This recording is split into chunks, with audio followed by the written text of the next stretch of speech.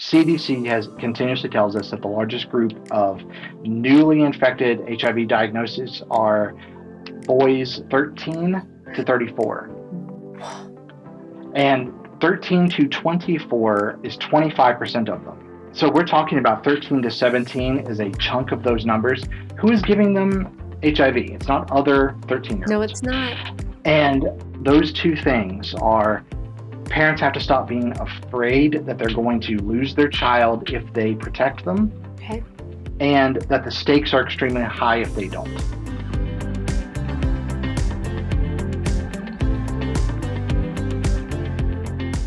Hi, Joyful Warriors. This is Tiffany Justice with Moms for Liberty here, and today we're going to be talking to a journalist from The Federalist. His name is Chad Greene. If you follow him on Twitter, it's Chad Felix G. Is Felix your middle name, Chad?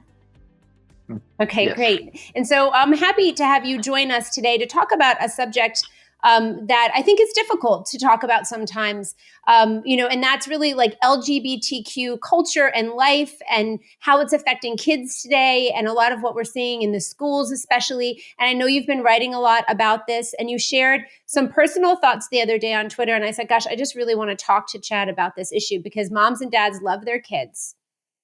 And Chad, I think that there's this effort right now to try to tell kids that who they are, their parents may not love who they really are, or that if they're gay, that somehow home isn't safe, that school is safe. And I think that's a lie, because I don't know any parents who are rejecting their children because their kids are gay. And the idea that someone's telling my child ever that I wouldn't love them because of anything about them is wrong, especially as school, a huge betrayal of trust. So Chad, welcome to the Joyful Warrior podcast to talk about something that's not that joyful sometimes, but I think maybe you and I can have a positive conversation and learn from each other today. So thank you for having me on. I appreciate it. You're welcome. So tell us a little bit about you, your life. Maybe you can talk a little bit about that tweet that I sent to you, and I said, I'd really like to have you on to talk about this. Yeah, absolutely. So I'm an elder millennial. I sort of came out right at the same time Ellen did in terms of understanding the gay timeline for society. I came out at the same time that the Matthew Shepard story broke. And so there was a lot of focus on hate crimes, on LGBT youth and things like that started, really gay youth, that started to become very popular. And a lot of people my age, I'm 41, were the first openly gay student in their high school. So there's a lot of us that experienced that on our own. We were usually just the only one. Many of those people are now activists. They lead activist organizations for LGBTQ. They become politicians and so forth.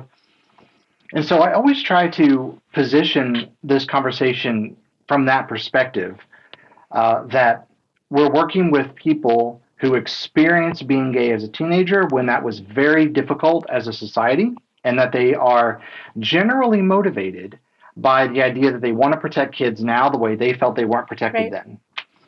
But my personal story is I was sexually active. I was sexually abused as an adolescent and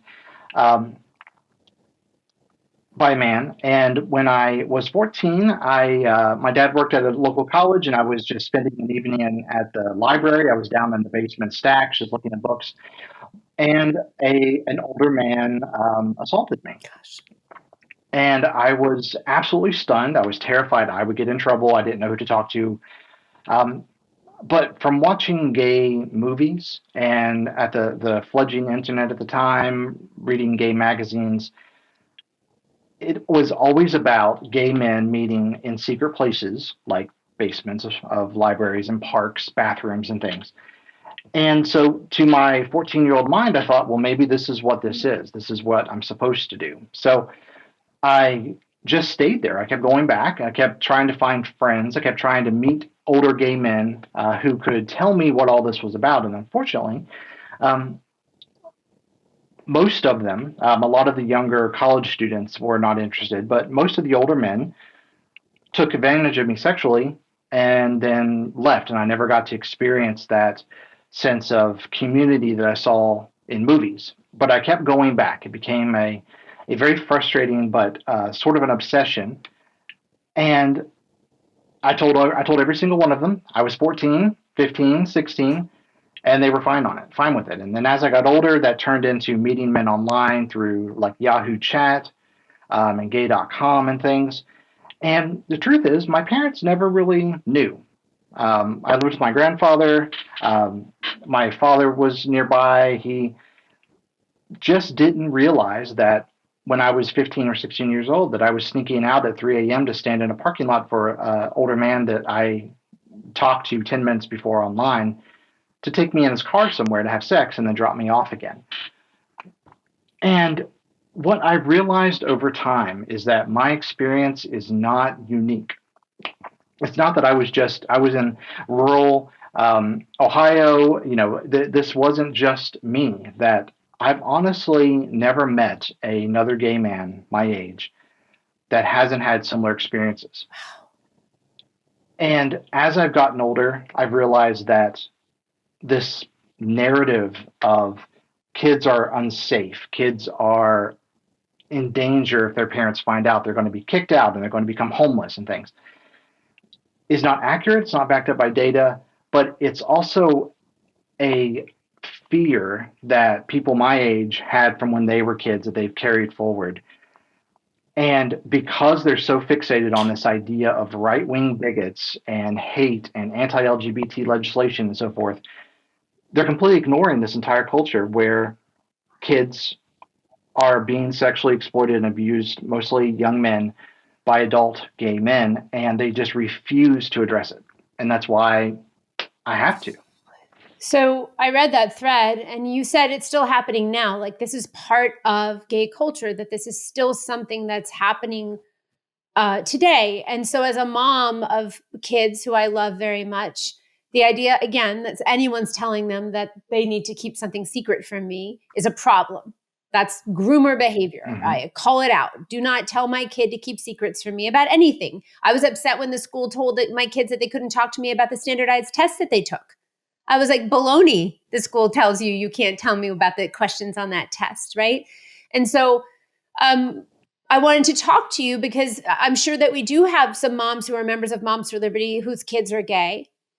And I want them to be aware of just the different elements and different things that are maybe kind of bombarding their kids in lots of ways with social media. I'm sure you can imagine, like, it was like you're growing up, except on steroids, probably, right? That now is social and the way that people can interact. Am I right about that? Yes. The example that I share with people that always shocks them is there's an app called Grindr, and anyone can download it. You just have to say you're 18, and it will show you usually men who are interested in anonymous sex within 10 feet of you 24 hours a day.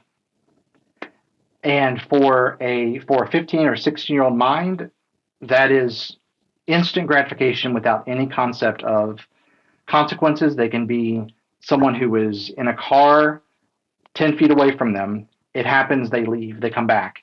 And as a parent, you may never know. Oh my God. And when we talk about this, it's not a paranoia thing. When we talk about the separation of kids and their parents, I'm sure you're familiar with the book. This book is Gay, mm-hmm.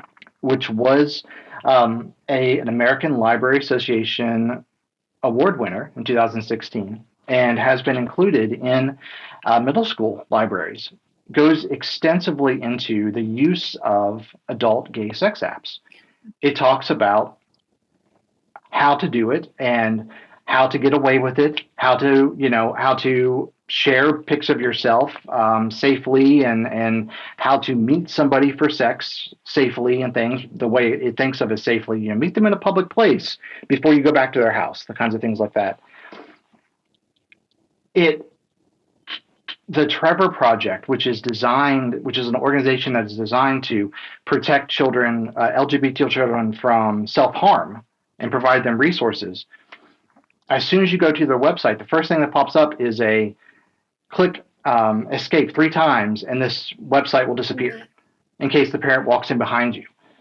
You can talk to people in chat on their website or through the phone to talk about anything, and they will only report it to the police if you describe parental abuse. If you talk about anything else, if you say that you have recently harmed yourself or thinking about harm, their parents may never know. There's no consent with the parents that these adults are talking to their kids about this. The White House, at the beginning of Pride Month, sent out a tweet saying, we stand up for LGBTQ youth. If you are concerned about your safety, or if you're concerned about self-harm, please reach out to these phone numbers and these resources. Not talk with your parents, talk with your family, talk with a doctor. Parents are always positioned as an inherent danger. California State Senator Scott Wiener has aggressively pushed for schools to be banned from telling parents that their child is LGBTQ, saying that kids need to have privacy, that they could be put into an unsafe and dangerous environment. And we have trans activists who are openly talking about sending, testosterone to teenage girls behind their parents' back. I mean, it is the left as a philosophy, progressivism on the left views children and especially teenagers as miniature adults. They describe them as sexual beings. They believe that teenagers should have a full adult sexual experience when they choose. And if a parent says no, the parent is getting in the way of their development. And then when it comes to LGBT, it's always an anti-LGBTQ message. And they do not realize that they are providing predators the perfect environment and the perfect opportunities to get away with this. And that's why we keep seeing high-level LGBT or gay men and LGBT organizations or porn, et cetera, get in trouble for, that they get exposed for having illicit pictures of children on their phones or abusing children and things. I don't believe being gay makes you more prone to that behavior, but because of the way the LGBT community is set up, predators are allowed to engage inside it because activists are more dedicated to protecting the community than they are protecting children from predators.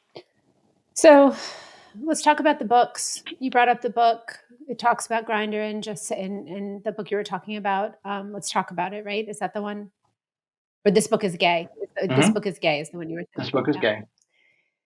So the moms and dads saw the books. It's interesting, Chad. We never had any I'm sure these books were in the library in my school district, in the libraries when I was on school board. I had no idea that a lot of these books were there, right? And if someone had brought them to my attention, though, I would have done something about it, because I think you have a moral obligation as a school board member and as a parent and as an adult to not expose children to graphic sexual content when they're in school. Even as a parent, you can't just expose your kid to graphic sexual content. So it's, right. It seems like something that everyone kind of agreed that was wrong, right? But in school, somehow it's different. And so one of the questions that I've asked, and I think I tried to ask Joy Reid this question, was, what is it about being gay or eventually growing up to be gay that as a kid means you need graphic sexual content? Because people will say, oh, you're only picking on books that have gay characters. No, it's not about the sexuality of the characters. It's about what's happening between the characters, the intercourse. I don't care if it's gay intercourse or straight or abuse, right? And so, but there's such a preponderance. There's so much of graphic content in these, YA novels and stuff that are LGBTQ genre books, that it makes that criticizing the content makes, they try to pin us as bigots. Why so much graphic sexual content for kids who grow up to be gay? Part of it is, again, the sexual revolution. All this goes back to the sexual revolution, where the goal was to completely upend the idea of sex only between married couples and it being a consent issue, that kind of thing. Sex being viewed as something special and unique, religious in nature. The sexual revolution wanted to completely upend all of that and say there are no boundaries whatsoever for anyone. And then that is where the gay rights movement came from. That's why gay pride parades were always exhibitionist um, displays of explicit sexuality, was because the gay rights movement felt that this was the healthy way to rebel against society, and this was the way things should be. And so, because they don't have boundaries in place, there's no reason for them to think that there are boundaries for children or minors. They think sexuality is always healthy, and they think that the full breadth of fetishism and things are healthy parts of sexuality. So one argument you'll hear frequently is kids are taught about the fundamentals of sex in school, reproduction, things like that in sex ed, but gay kids are not taught about sex, which means they're going to have to learn it on their own, which means that they're going to be in danger if they get hurt or if they have to figure it out themselves. So the safe thing to do is to teach them about all of the options of sex so that they know how to do it correctly. That's the basics of this argument. Um, the reason why we saw all of these parades this weekend where adults, men, were parading around naked and there were kids there, while why in Seattle there was a drag queen pulling out kids, obvious kids in, what they call kink wear, obvious, leather stuff and things, and dancing around with them is because they think that they are providing a healthy environment for a child to grow into who they're going to be without all of this sexual repression from a conservative society. What they don't realize is that when they leave, that child is on their own, and that child is surrounded by predators. And the child does not have the teenager does not have the cognitive ability to understand what's happening to them. And that's where we're having this conversation is I don't believe that your organization hates gay people or trans people, that you want to imprison us or make us illegal.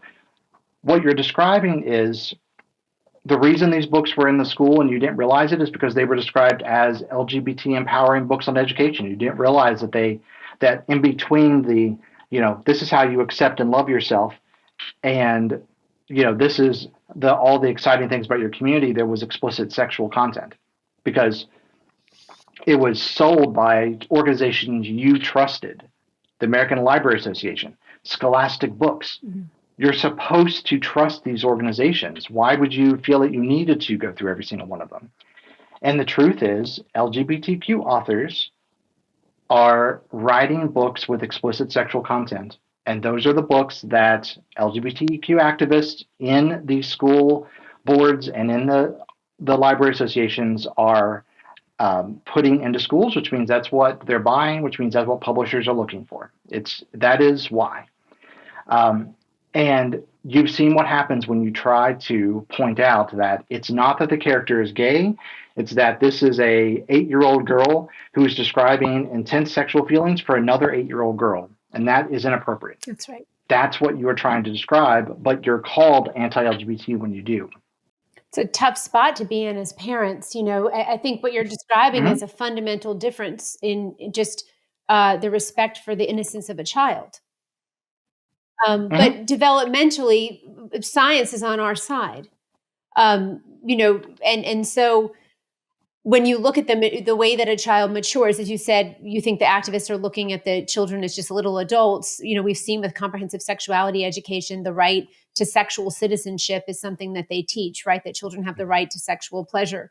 All of the founding godmothers and godfathers of queer theory speak explicitly about the fact that, children or people can have a preference for having sex with children like they do spicy food. And it's somehow the blurring these boundaries between adult and child. We even see, Chad, some of the Paulo Freire and the different ways of teaching that the teachers are to learn from the children, right? That it's this mutual learning experience happening in the classroom rather than an adult and a child relationship. It's difficult for parents to learn how to navigate right now. So let's just talk a little bit about two things. I want to talk about the ever-changing progress pride flag that continues to be more and more and more and more. and why that is. Let's start there. That flag is just, I mean, it was, Sure. I'm going to, like, the rainbow's beautiful, right? The rainbow is a beautiful thing. I'm going to tell you something, Chad. I'm kind of annoyed because I love rainbows. I grew up rainbow. I'm 45, rainbow bright and all the, right? I loved rainbows. And then when I had kids and we would go shopping, I remember there was like this cute pair of Vans, and my kids were like, you can't wear anything rainbow because everybody's going to think you're gay. And it felt like this weird like symbol that got placed on people, and it made me sad. Do you know what I mean? Like, do you have feelings about what's happened with the rainbow in our society? And When I was a teenager and I first ventured into this world, I rented movies from Blockbuster on that were under the gay and lesbian section, and for me, seeing a rainbow flag. Sorry, my cat wants to join. My name's Flora.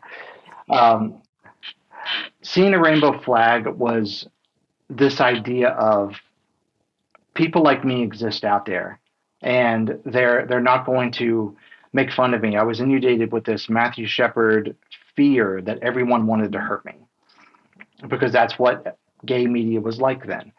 Seeing a rainbow flag meant safety. So I had very strong positive associations with it, and wearing a rainbow flag in public was I'm no longer going to be afraid, was the idea.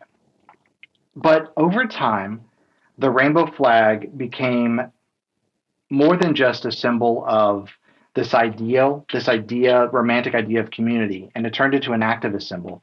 And then when they added the brown and black stripes, which signified a shift to a racialized view and a more progressive view. And then they added the trans flag, and then they've begun obsessively trying to figure out how to be more and more inclusive, and every possible way of feeling now has its own flag. When you see the flag, you're not seeing gay people. You're not seeing a community of brightness and joy. What you're seeing is left-wing activism, and it's very aggressive, it's very hateful, and it's very violent and very dangerous. And so now when I see even a rainbow flag, I think that is no longer a safe place because the people there are going to be hostile to people like me, which are non-activists, people who are not on the left.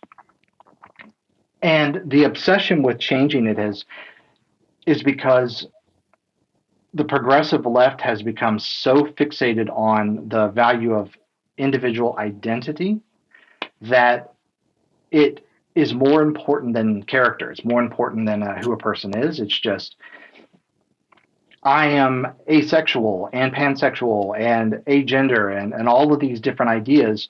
I need to be represented. And so the community has to represent everyone equally. And that's where you get this ridiculousness of like the yellow with the purple circle is for intersex people, which is simply a series of birth defects. It's simply it's medical conditions that impact, your physical development in terms of reproduction. It's not an identity at all. Yet they've created this idea of oppression associated with identity, and it's aggressive, hostile, and again, violent. That's how I see it. Well, and I think that intersex thing is interesting because I think they so badly want to grab the intersex people and to pull them in order to try to move the transgender idea, right? And so I think that's been interesting. Let's talk about the T for a second. I continue to try to say a couple things. First of all, we're teaching gender ideology in school. I've said before, and I know they tried to hang me for it, but I'm going to say it again. So everybody be careful. I said more ABCs in school and less LGBTQs in school. That doesn't mean less gay people. That means less focus on sexuality and sexual orientation in school and more focus on reading, writing, math, right? The least interesting thing about a kid should be their sexual orientation. I cannot believe that in elementary school, Chad, we are teaching about sexual orientation and gender identity in kindergarten, 5 years old. So I would imagine you always knew that you were gay, and you always maybe even if you didn't know what that meant, I'm imagining that maybe we could talk about that for a second. Yes, I Well, it usually happens when you hit puberty, and um, for boys, that you start to notice girls, and you notice them in a new way. And for me, that was towards men, and I thought at the time, oh, I'm being good because I'm not objectifying women, just like my grandmother tells me to. So this is I'm being a good person. But when I saw, men on like bodybuilding magazines and things, that's where it started to be a physical reaction that I didn't understand. So yeah, it does for boys. Being gay typically is something that you just realize about yourself as you go on, as you get older. Um, and I also grew up with gender dysphoria. I consider myself to be a transgender person because I was convinced that I would be happier if I were a girl, and I explored transition in my late teens and my 20s, and I eventually grew out of it. I eventually just became a person who doesn't really. I genuinely don't think anyone, if you ask them, could you describe your gender, could do so, because gender doesn't make sense. Most people would say, well, I'm a man because of physical, obvious things, or because of stereotypes. Why I like masculine things or so forth. It's very difficult to That describe your gender. that's my friend Chris Elston will always say there are two sexes, zero genders, and Mhm. infinite personalities. And I always think that's Right. appropriate, even as a mom of four kids who are totally different. I mean, what it means to be a boy and what they like is different from three different boys. So, um, I think it's interesting that you talk about it in that way. Well, to contrast, I have talked about this publicly, and I have a family member. She's 13 now, and when she was 11, she began to become obsessive about what kind of queer she was. Mm. All of her friends at school, all of her girl friends, had had begun identifying as some kind of queer. And she was suicidal, and we had to have a couple of emergency experiences when she was 11 and 12, because they were going to reject her if she didn't have a queer identity. She felt like she needed to find something about herself that was LGBTQ. So she finally landed on, I'm asexual, and I guess I'm a demi boy. She's autistic, and she just could not really understand. Now that she's 13 and she's almost 14, she everything she owns is covered in rainbow and pride and asexual flags, and that is her identity. She's never going to get married. She's not going to date. She doesn't want to have kids. Her whole life now is, I'm an asexual, and I'm also kind of a boy. And watching this experience from my perspective of going through this struggle, but sort of the exact opposite, her friends pressured her into finding something that made her cool. And so many of her class has a queer identity that the teachers discussed it openly, that as a necessity. It wasn't just one gay kid in the classroom of it's all the girls, it seems like. So can we stop for a second? Because remember goth? I mean, let's just talk for a second. There are lots of things Right. that kids have gotten into. There are lots of things, right? I mean, but never before did the school say oh, okay, you think you're a Satanist goth member. We're going to have school clubs for you, and the teachers are going to keep private conversations, and you want to, drink blood, and we're going to do that behind the scenes too with you. But we're not going to, why this has become so accepted by our government and by our society, that our government schools think that they should be having these secret conversations behind the backs of parents. That's the difference, right? So you have friends and peer groups and pressure, and there's always been peer pressure about stuff, but the fact that the school has taken it now and is now really celebrating it and making it a core thing, how do parents combat that? The difficulty is, as I mentioned, with my age group, if I'd not become a conservative, it's very easy for me to say, well, when I was 10, 11, and 12, this is what I experienced. This is how I was bullied in high school. Now I have power to prevent that from happening to these younger kids. How do I do that? Well, let's make the school open and accepting, and let's talk about it. And let's say every child has the potential to be queer. So let's bring out all the options and they can choose for themselves and so forth.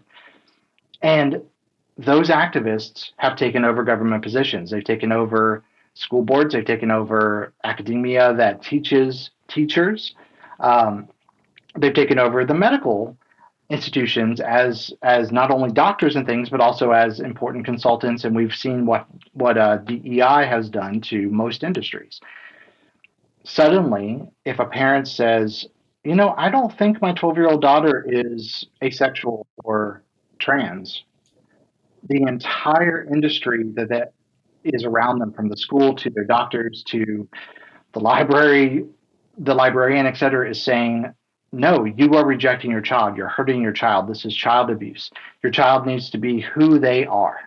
When I wrote recently about Scholastic for the Federalist, that was something that their guide went over in depth. Was essentially all kids have the ability to be on the spectrum of sex and the spectrum of sexuality.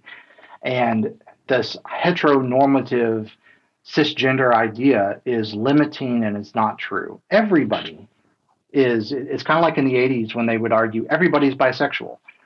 Now it's sort of everybody is kind of trans because everyone's on the spectrum of sex, and everyone is kind of gay because everybody.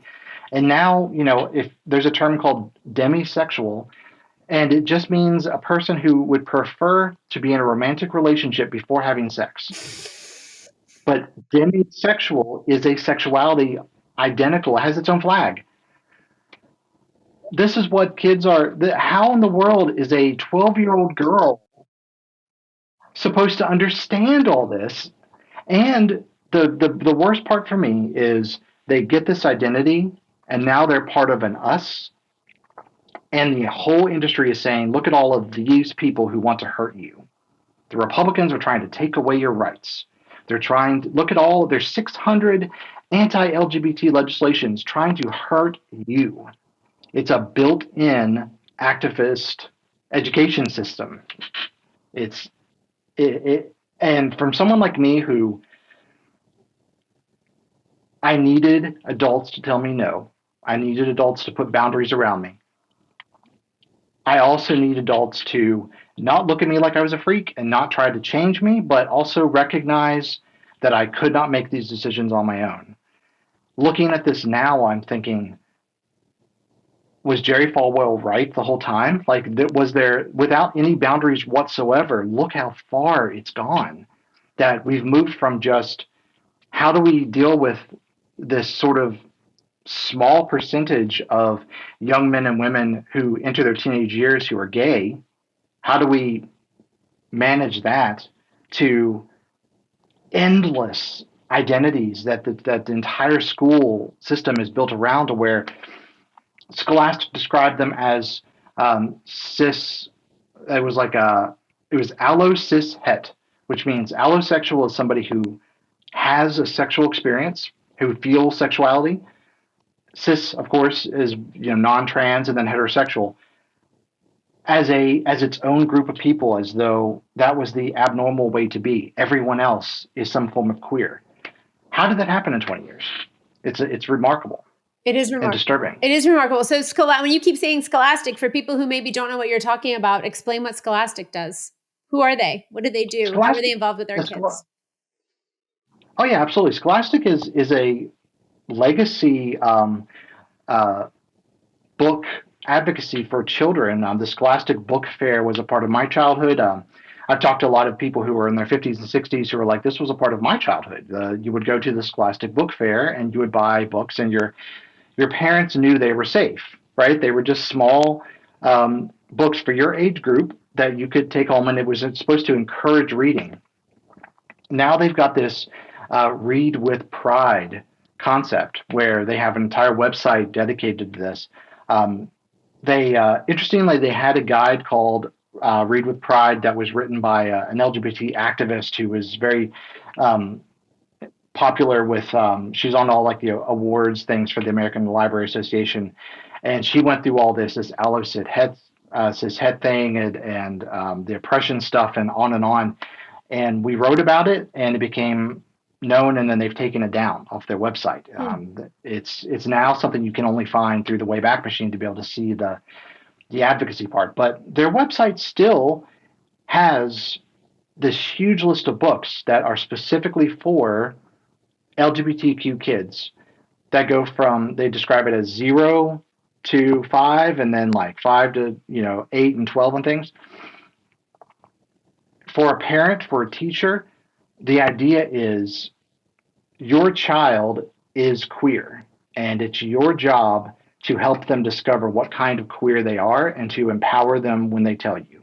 Here are books from the very basic of reading on up to help you do that. And if a parent says no, it's considered child abuse. And this is why teachers and schools are so focused on, we need to do this inside the classroom and not involve parents, because parents will get in the way. And we have to make sure that we can allow children to bloom into who they really are, kind of a thing. And all I'm seeing is, you tell small children that they have this secret magical power that they've got to discover about themselves, and they get to have their own flag and their own group, and they get to be these heroes against discrimination and hate. You're turning all of this into a childhood fantasy that, if they're trans, will become a permanent scarring of their bodies, lifelong medical issues, sterility, and so forth. I mean, it's not just what you mentioned with the goth thing. I was a goth for a while too, and a Wiccan and all kinds of things. I was able to grow out of that without, like cutting off a finger or something. Right. If I were in school now, I would have had my puberty blocked. I would have been introduced to female hormones. Yep. The life I have now, I never would have had the opportunity to choose because of those choices made for me as a child. The stakes are much, much higher. Like I said, this family member of mine, she's not even a teenager yet, and she's already been in the hospital for suicide because she's asexual, because she doesn't like boys or girls yet. 12, 11. Why does she need to pick? I don't understand why they need to pick. Just be 11. Like, I just think it's such a disservice that we're doing to kids. First of all, like, we need to recap for a second. You've brought up autism. A huge instance of kids who are on the autism spectrum or are autistic who are getting sucked into this gender ideology thing, because it's this magic snake oil, oh, well, I'm trans now, so everything that was weird about me now makes sense. No, sometimes when you're 11, 12, 13, 14, you're weird. I was very weird. Like, I'm not going to lie. I know I tell people that, they're always like, no. I'm like, no, I promise.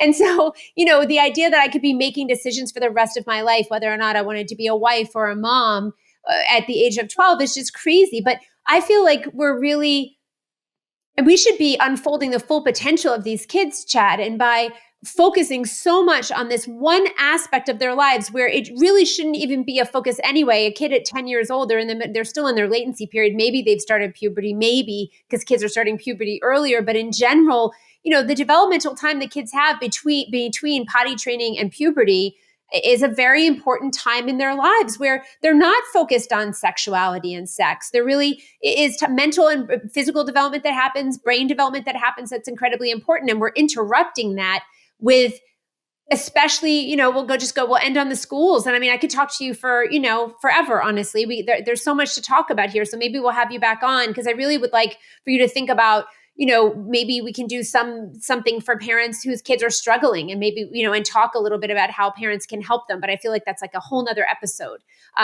for us. But to focus on the schools, and we'll close on this.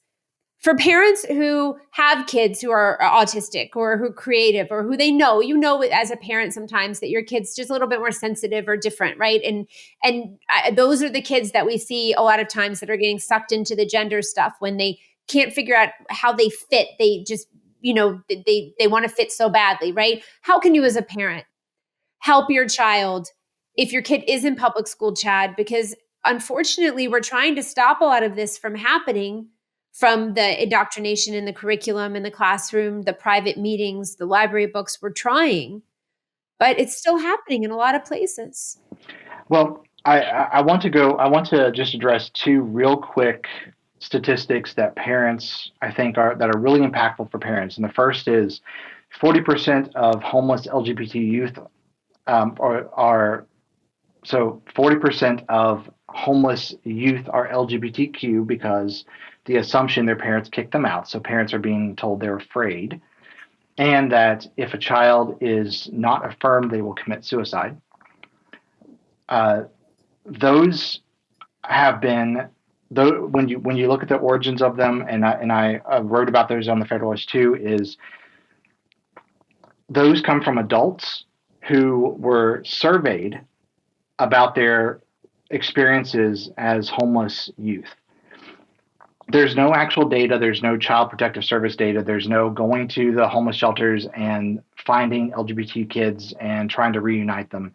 It's all survey based. And then the second is, and this is important for parents, the CDC has continuously tells us that the largest group of newly infected HIV diagnoses are boys 13 to 34. And 13 to 24 is 25% of them. Wow.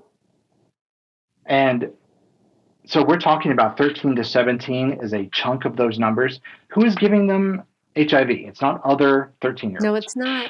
And that to me is, those two things are, parents have to stop being afraid that they're going to lose their child if they protect them. Okay. And that the stakes are extremely high if they don't. So if your child is saying, I think I'm gay, and your son tells you that he's gay, you have to build a steel wall around him to just, he cannot have his own phone. He cannot be going off with people that you don't know about. Like, you have to think about this in terms of protecting your child and making sure that you're directly involved, because everything that an LGBTQ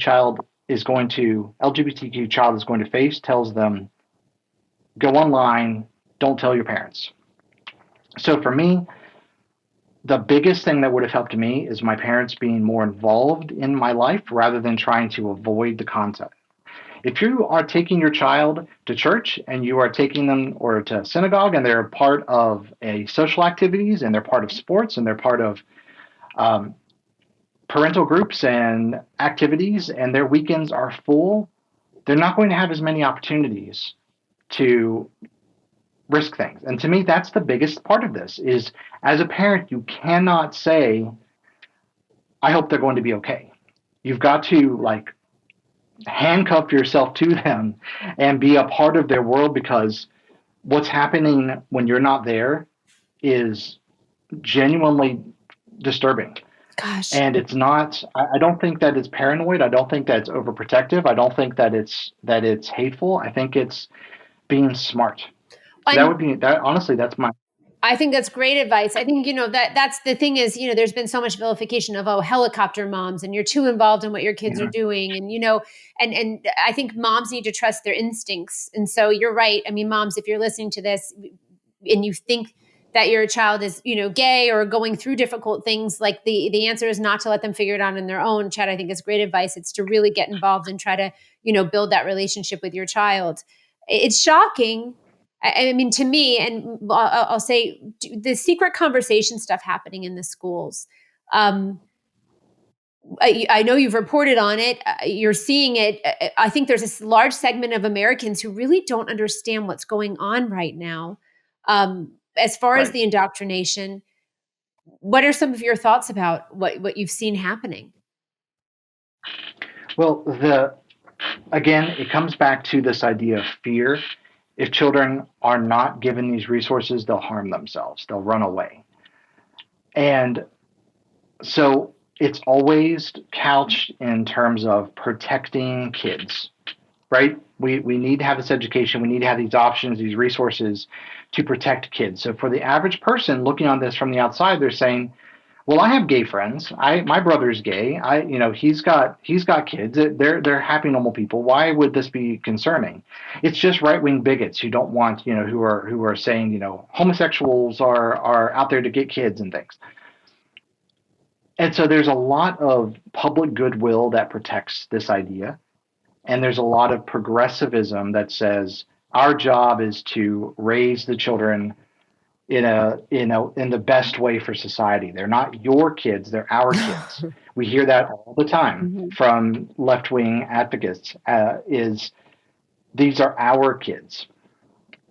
And so the natural response is, if your parents were affirming, then we would already know. Right. Obviously, if they're not, if you're coming to me at school and this is the only safe place, then my job is to take care of you. I will be your parents now. We've seen that from LGBT activist teachers. Free mom if your hugs. Parents reject I think it's weird if anybody's trying to give my kid free mom hugs. Absolutely. Yeah.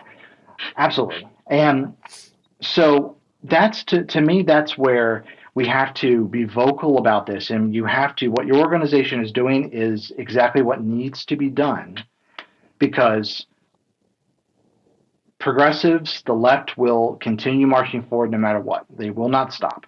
The only option is to prevent them, to get on school boards, to get in control of what's happening in your small world, to make sure that your kids are safe, and to make sure that the law recognizes parental rights. The law has to say, as a parent, you can say no. Absolutely. And you have a right to transparency in the school. The teacher cannot withhold information from you because they think you won't handle it well, or you won't. Child abuse is already illegal. You can't kick your kid out. You can't beat them. You can't do those things. Right. So it's about this move from being passive and frustrated to being active and demanding, saying, these are my kids, and I'm not going to let you do this.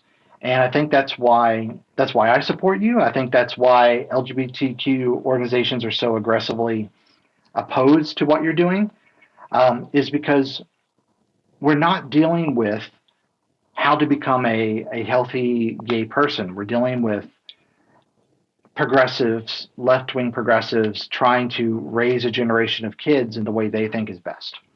So I don't know, we don't have a ton of time left, but if people haven't ever gone to that NAMBLA website before, the National Association of Man-Boy Love, right? Is that what it is? Did I get that right? Mm-hmm. What you've talked about today is documented.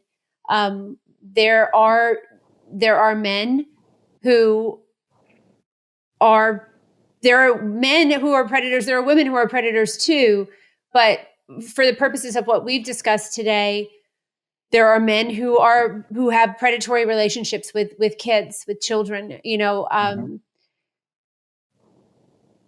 I think it's difficult for moms to be called so many names but yet to see the harm that's happening, right? To read that thread and to know and to see what you're saying, to hear you talking about the HIV statistics.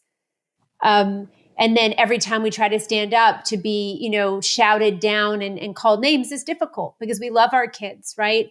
And we want to try to do what's best for them. So I really love your message of telling us to trust ourselves and to get involved and to really just put a stop to allowing other adults to have entrance to our children. Hopefully, I think the curtain is being pulled back. I think people like you speaking out.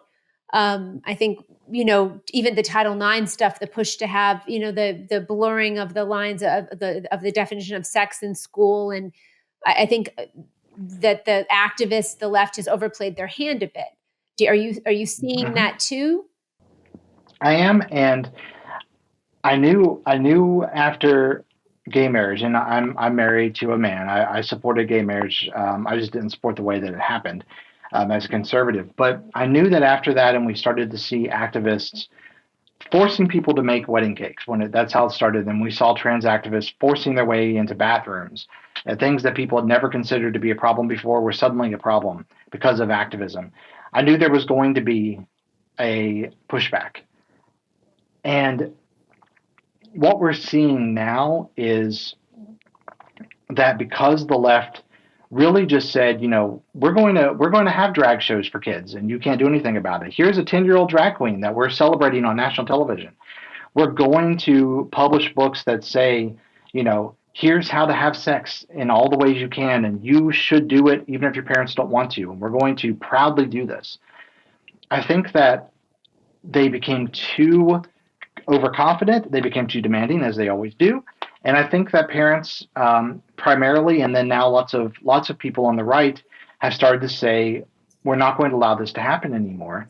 I hope it doesn't swing too far. So one negative thing in my thread was that there were a lot of people who attacked me personally as a child abuser because I am gay, not really understanding the context. I think people are becoming angry, and anger can become irrational. So I think that what you're doing, having these conversations, allows us to understand all of this imbalance, and to understand the cause. And the biggest cause is Democrats. The Democratic Party is identity focused, and all they do is pander. They're not going to do anything to stop these abuses. And LGBT activists and organizations are only interested in protecting themselves. They're not going to stop these abuses either. No, I think you're right. I'm sorry.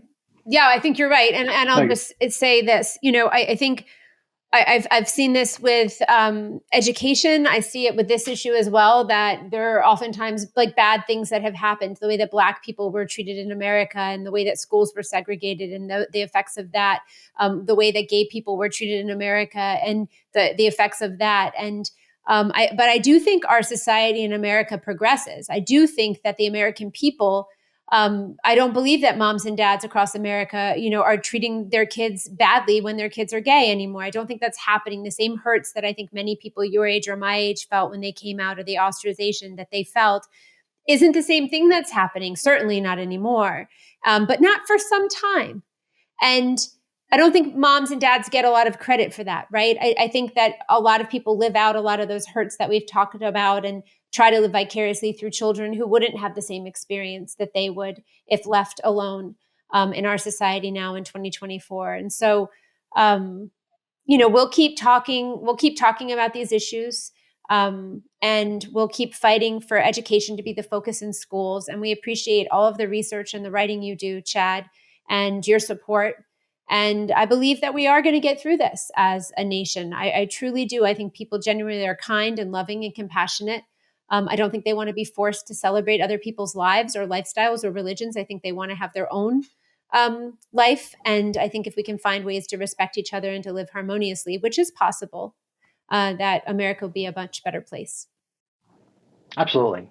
I think that you see a lot of gay and many transgender people who are on the right, who are conservatives, who are constantly speaking out about this because we grew up, we saw the activism, we saw the excesses of the left, and we said that's not what we wanted. We wanted a regular life. We wanted to just grow up and build a life for ourselves.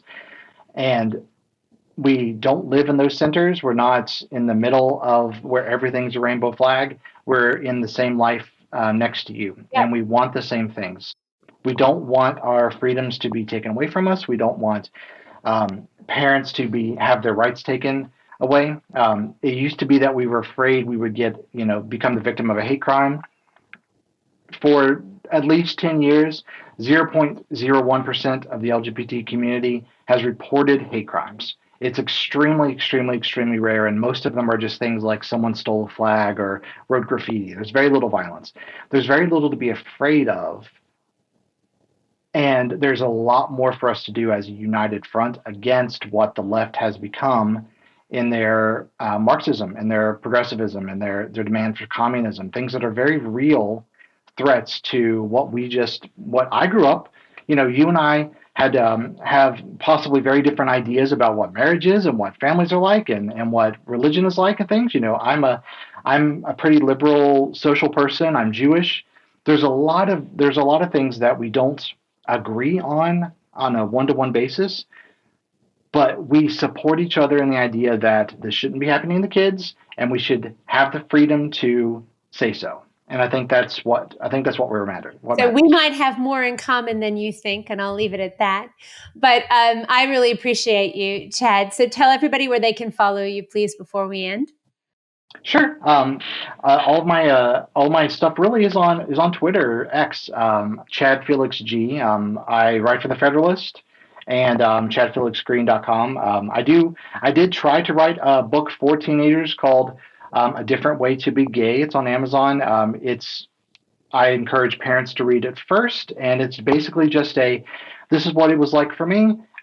This isn't who you are. This isn't your entire life, and you don't have to do what the LGBT world tells you to do. You don't have to. It's sort of the opposite of what kids have access to try to say, this really isn't as big of a deal as you think it is. Yeah. Just be a kid. And it's really a guide for parents mostly. So you know what? Trying. Here's what honestly, and that's just the truth.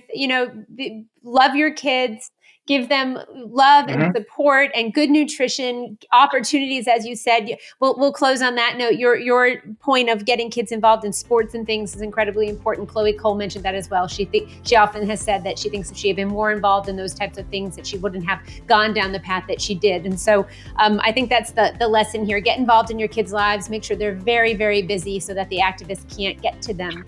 And thank you, Chad, for your time today. Absolutely. Thank you.